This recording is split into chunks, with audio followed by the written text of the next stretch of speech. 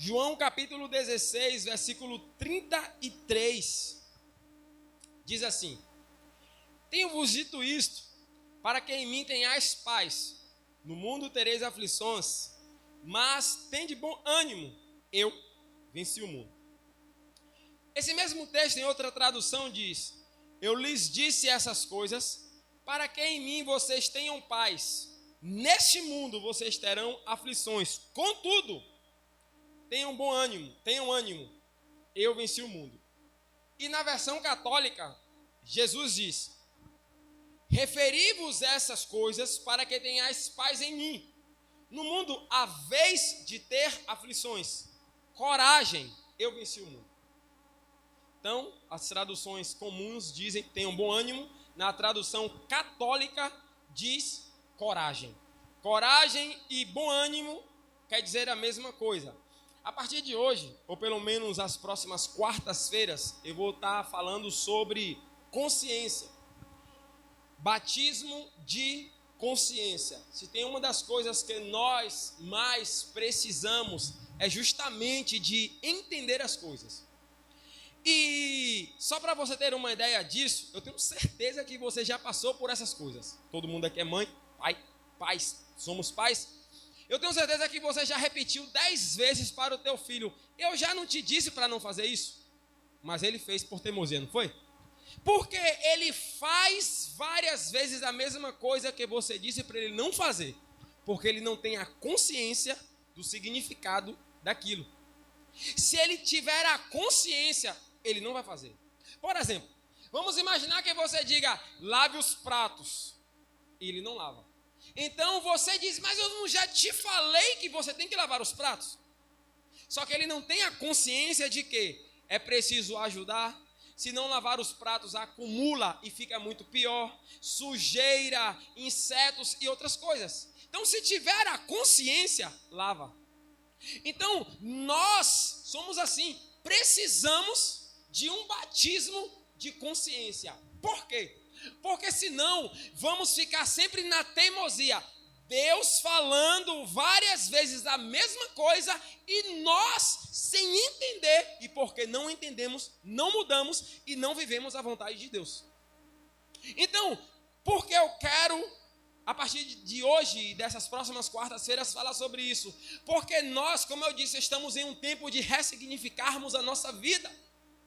Para eu terminar bem, eu preciso começar bem. Só que começar bem não tem a ver com começar com boas intenções. Tem a ver com começar certo. E começar certo exige coragem.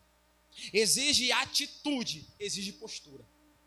Então, nós precisamos receber um batismo de consciência. Para entendermos a importância e significância das coisas. E, pensando nisso, nós temos 3 desafios, pelo menos eu vou citar 3 desafios que certamente enfrentaremos esse ano. E tem desafios que não tem como fugir. Gostando ou não, aceitando ou não, querendo ou não, nós vamos enfrentar. Porque existem coisas maiores do que nós. Então, o primeiro desafio: precisamos discernir a realidade. Discernir a realidade é fundamental para se posicionar corretamente. Sabe por que tem muita gente perdida? Porque elas não conseguem discernir a realidade. E com isso elas não sabem o que fazer. E quando não se sabe o que fazer, se faz qualquer coisa e piora a situação. Porque tem muita gente com a vida complicada. Porque não discerne o momento. Tem exemplos que é difícil de dar, porque expõe outras pessoas, mas deixa eu te dar um exemplo simples. Eu tenho um amigo, eu já falei sobre isso. Nós estamos acompanhando há um bom tempo um casal que beira a separação. Ora está bem, ora está mal. Ele tem 2 empresas, é bem sucedido hoje. Por sinal, ele precisa de um funcionário e eu fui cotado. Teria um salário de mais ou menos uns 3 mil reais, mais ou menos, para trabalhar com ele em Salvador. Então, qual é o dilema dele? A filha deve ter 6 meses, 7 meses, mas o relacionamento anda mal. Ora quer separar, ora quer estar junto. Ora briga, ora tem paz. Aí nós vemos um cara ou uma família bem-sucedida, duas empresas crescendo, se desenvolvendo com excelentes produtos, precisando de funcionários e de funcionários com qualidade, e vive esse dilema. Então nós paramos e falamos: olha, vocês precisam entender que não é mudar o que vocês vivem, é vocês retornarem, cada um, mudar individualmente e depois mudar coletivamente. Porque não adianta você, porque um fica culpando o outro. Não, mas o problema é que ele trabalha demais. Não, mas o problema é que não me ajuda em casa. E cuidar de criança não é fácil, não é mesmo? Eu bem sei disso. Mas ele também acorda, porque é padaria, acorda às 5 horas da manhã, ou 5 horas da manhã tem que estar na padaria, acorda às 4. Então fica um jogando a culpa no outro e o problema se perpetua. Então nós precisamos discernir a realidade, porque o que é que está acontecendo? É isso aqui? É. Mas isso aqui na verdade é o extrato de um problema não resolvido há muito tempo. A frieza é a realidade, mas como ela se originalizou? Quando eu me afastei da presença. Então eu não tenho que combater a frieza, eu tenho que voltar para a presença. Voltar para a presença corrige o problema da frieza. Agora, combater a frieza não muda nada. Então, nós podemos ressignificar a nossa história fazendo o que é certo. E como? Discernindo a realidade. Uma vez que você sabe que aflições fazem parte da vida e que é impossível fugir dela, pois querendo ou não, gostando ou não, aceitando ou não, elas virão. É preciso discernir a realidade para se manter firme e não deixar elas falarem mais alto e mais forte. Porque se olharmos bem para a realidade, vamos encontrar muitas pessoas frias, afastadas, desviadas ou longe do propósito de Deus por causa de aflições, como eu citei. Eles estão com um problema no relacionamento por causa das aflições que ambos vivem. E um prefere culpar o outro ao invés de reconhecer e mudar cada um. Encontramos esse cenário dentro da igreja. Quando as pessoas... Eu ouvi isso desse mesmo professor. O professor que falou da brasa, ele falou bem assim: você pode estar num lugar frio, mas você não precisa ser frio. E eu falo de mim, eu sou exemplo disso. Você conhece a Igreja Batista? Nós somos assim. A Igreja Batista é tradicional. Mas eu não me considero tradicional. Por quê? Porque eu tenho que decidir quem eu vou ser. Se eu vou ser Maria, vai com as outras, ou se eu vou ser Maria que se posiciona. É uma escolha individual. Posso estar num lugar ruim, mas eu não sou ruim. Porque eu decidi. Então nós temos que entender que Jesus já determinou como vai ser o presente. Não porque ele trouxe uma sentença ruim, mas ele trouxe um alerta para nós fazermos as escolhas certas. Eu tenho certeza que você está carregado de experiências, coisas que deram certo, realidades difíceis que você enfrentou, angústias e tristezas que você passou, dificuldades que você teve que superar. Chegar aqui não foi simples e fácil, mas apesar de toda essa realidade você venceu. No entanto, hoje, por causa de tudo que você viveu no ano passado, acredito que você tem experiência de sobra para saber o que fazer e o que não fazer. Portanto, está na hora de se posicionar corretamente. Porque, irmãos, me perdoe a palavra, é uma burrice muito grande sabermos o que podemos e devemos fazer e continuar do mesmo jeito. Não dá para esperar que vai nascer uva ali se eu planto limão. Então eu preciso me posicionar. Nós precisamos nos posicionar e vamos seguir. Segundo desafio: ter bom ânimo. Coisa que talvez seja uma das piores coisas no cenário que vivemos.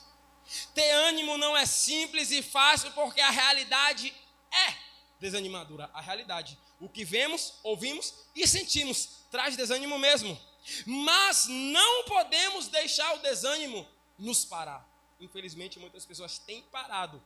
Não é por falta de fé, é por estarem desanimadas. Perseverar é seguir mesmo que o desânimo seja uma realidade presente. Quando Jesus diz, tenha bom ânimo, Ele está dizendo, persevere. Por quê? Porque a sua vontade é por falta de ânimo, mas a minha palavra é de esperança e nela você pode confiar e seguir ainda que não tenha vontade. E eu já expliquei isso aqui. Você acorda de manhã triste, com aquela vontade de ficar na cama, no frio que teve esses dias, então dormir tarde, nossa, que maravilha. Mas o trabalho diz, eu estou te esperando. Então você ouve o chamado do trabalho ou da sua vontade? Por isso não podemos deixar o desânimo falar mais alto, a falta de ânimo. O fato de existir aflições no mundo não deve ser motivos para pararmos ou desistirmos da nossa caminhada. E é esse cenário que muita gente se encontra e não desfruta da vontade de Deus. Nossa, está muito difícil. Eu luto e nada acontece. Eu oro e nada acontece. Eu vou para a igreja e tento mudar e nada acontece. Não estamos aqui para buscar as coisas acontecerem. Estamos aqui para a fé ser fortalecida e nós fazermos as coisas acontecerem. Porque eu não oro para o mar se acalmar. Para o mar se acalmar, eu tenho uma atitude de fé. Mar, acalma-te. Aquieta-te. Jesus, ele chamou os discípulos de homens de pouca ou pequena fé. Por quê? Porque tiveram fé para acreditar que morreriam na força do mar, na tribulação, na tempestade ali, ao invés de ter fé para dizer, calma aí, mar. Então nós precisamos ter bom ânimo, apesar das aflições. As aflições têm uma grande força, mas elas não são mais fortes para nos fazer parar se estivermos firmados na palavra de Deus. E você conhece a história, Mateus capítulo 7, diz lá os últimos versículos. Todo aquele que firma a sua casa sobre a rocha, vem as tempestades, os problemas, os vendavais. Vem tudo, mas a casa sobre a rocha não cai. O mesmo problema vem também sobre quem constrói a casa na areia. Mas a escolha certa faz com que um fique de pé e o outro caia. O interessante é que para construir uma casa, independente do lugar, o custo é o mesmo.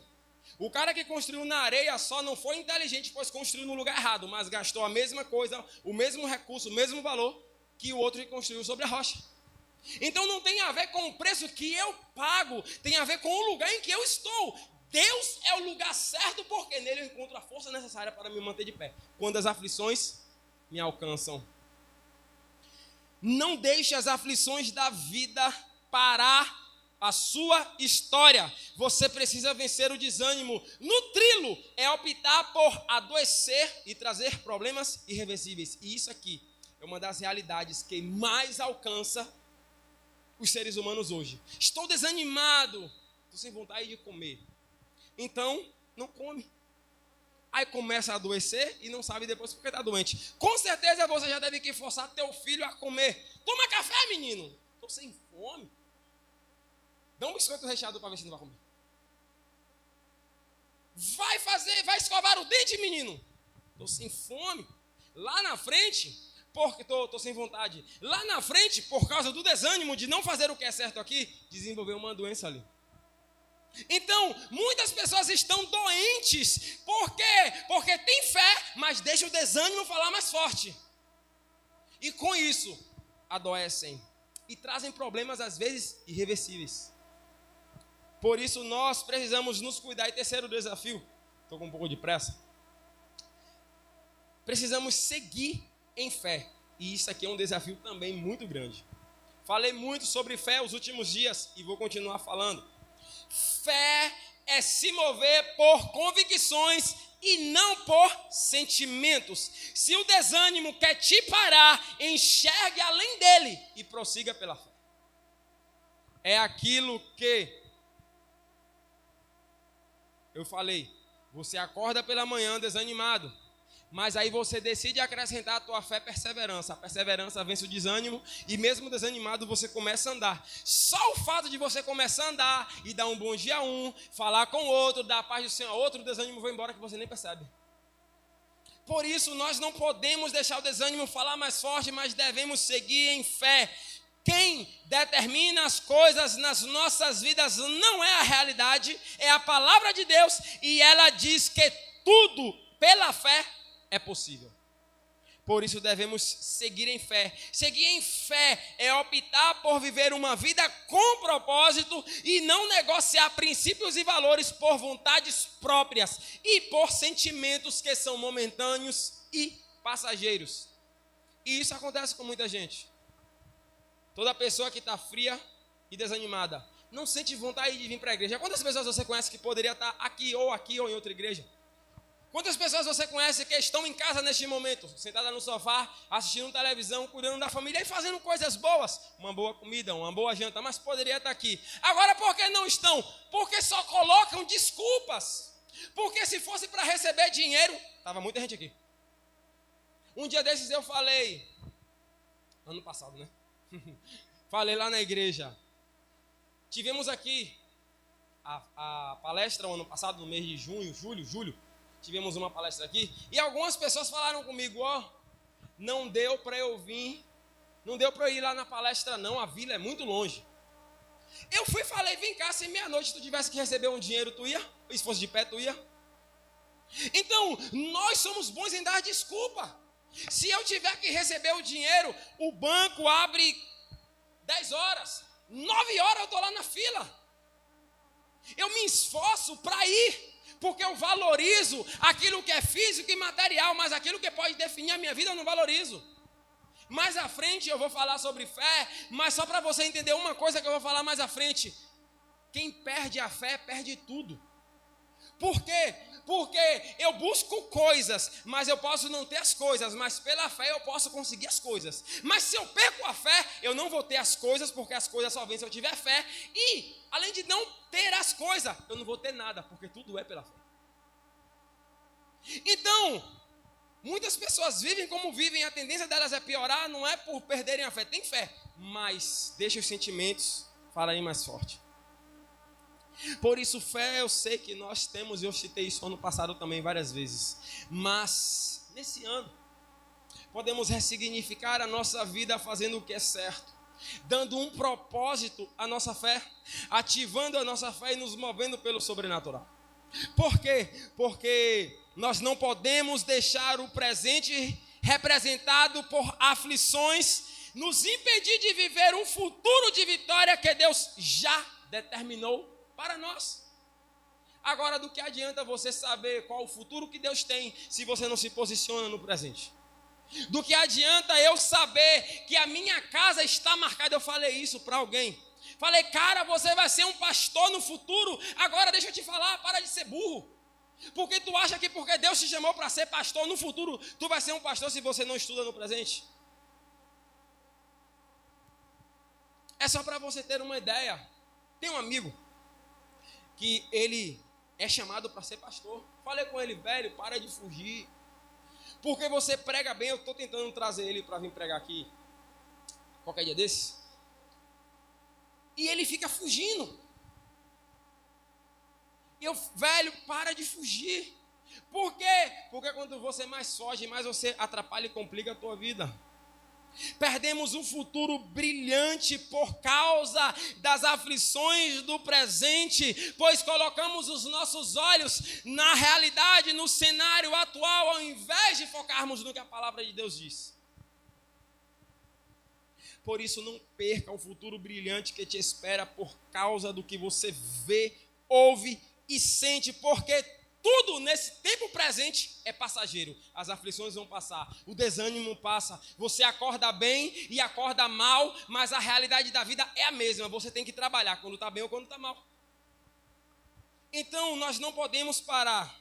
Jesus venceu e Ele nos ensinou a trilhar esse caminho, mas não nos livrando das aflições da vida, mas nos fortalecendo para com coragem enfrentarmos, com ânimo, com determinação, com fé e com perseverança, seguirmos. Por isso, duas coisas. Em nome de Jesus, jogue o lixo no lixo. Falei isso para a Mônia hoje de tarde. Mônia, não podemos nutrir em nós aquilo que aconteceu no passado, ainda que tenha sido ruim. Não podemos nutrir aqueles problemas que aconteceram, ainda que tenham problemas que sejam problemas que nos entristeceram e nos frustraram. Vamos seguir. Eu esperava uma ligação, uma mensagem, ou de Feliz Ano Novo, ou de parabéns, ou de a igreja está bonita, mensagem desse tipo. Nós não recebemos nada, mas a minha vida não pode parar por causa dessas coisas. Por isso, devemos seguir e jogar o lixo no lixo, trazendo à mente somente aquilo que traz esperança, somente aquilo que vale a pena, somente aquilo que é bom e mais, somente aquilo que é de Deus. Porque se eu ficar nutrindo sentimentos destrutivos, eu paro a minha vida.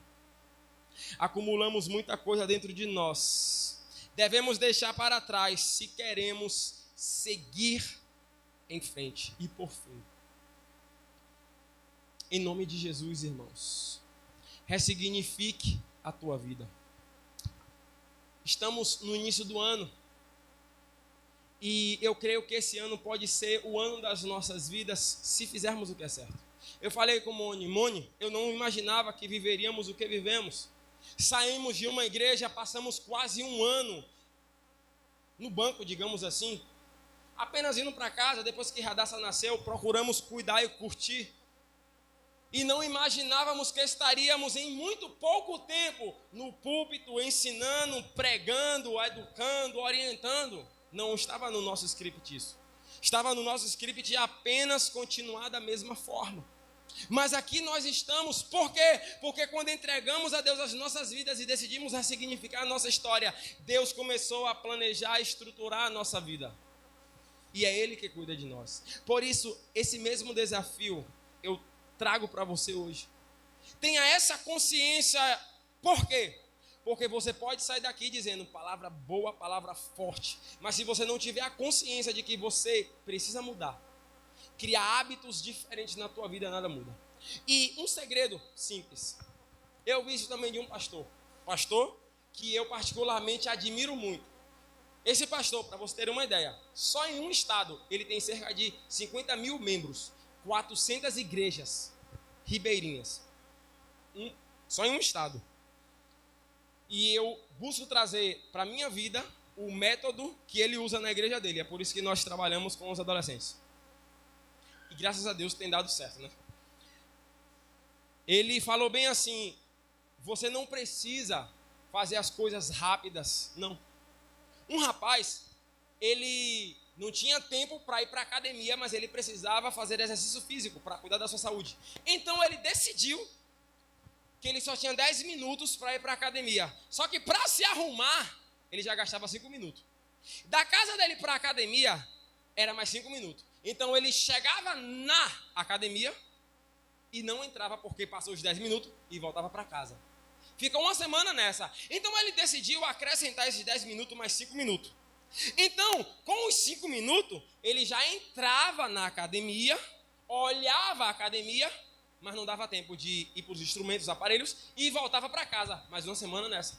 Só que, nesses 15 dias, ele parou o tempo para se arrumar, se preparar e ir. Então, esses 15 minutos já estava fazendo falta 15 dias depois. Depois ele acrescentou mais 5 minutos, já são 20 minutos. Então deu tempo dele fazer uma caminhada e por 5 minutos. E nessa caminhada de 5 minutos, ele começar a cuidar da saúde. Chegou um tempo que quando ele não ia para a academia mesmo por 20 minutos, o corpo dele já sentia falta. Você pode muito bem parar o seu tempo, de manhã, de tarde, de noite, não importa, e 10 minutos para ler a Bíblia. Se você ler 4 capítulos por dia da Bíblia, em um ano você lê a Bíblia toda. Então, 4 capítulos. Crie hábitos. Por quê? Porque, irmãos, nós estamos como estamos, não é por culpa da frieza de todos, nem da liderança que nós temos, é porque nós não nos posicionamos. E eu preciso me posicionar se eu desejo viver algo novo, maior e melhor. Porque o que eu vivo hoje não depende da liderança que eu tenho. Não depende das pessoas à minha volta, depende do meu posicionamento. Porque o meu posicionamento abre as portas, ou abre a bênção de Deus, destrava a graça de Deus sobre a minha vida. Por isso, em nome de Jesus, tenha a consciência de que está em você a oportunidade de mudar, de crescer, de evoluir, de amadurecer e principalmente de ter toda a tua vida, casa e família transformada. Porque um posicionamento, ainda que você não veja, ainda que o diabo diga que não vale a pena, faz a total diferença. Recebe esta palavra em nome de Jesus.